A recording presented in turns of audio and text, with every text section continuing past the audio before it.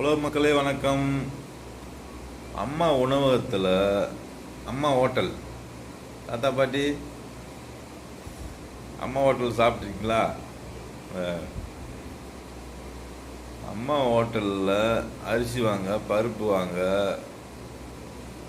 காய்கறி வாங்க, எண்ணெய் வாங்க, இதுக்கெல்லாம் பொதுமக்கள் காசு கொடுக்குறாங்க, வரி பணம். சரிங்களா? காசு கொடுத்து தான் அம்மா ஹோட்டலில் நடக்குது. சரிங்களா? அப்போ திருப்பி எதுக்கு காசு வாங்குறீங்க?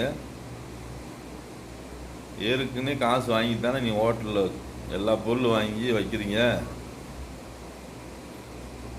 வரி பணம்னு வாங்குறீங்களா வாங்கலையா? அப்புறம் திருப்பி எதுக்கு அம்மா ஹோட்டலில் காசு வாங்குறீங்க? சொல்லுங்க. தில்லுமுள்ள அரசியல்வாதிகளே சொல்லுங்க.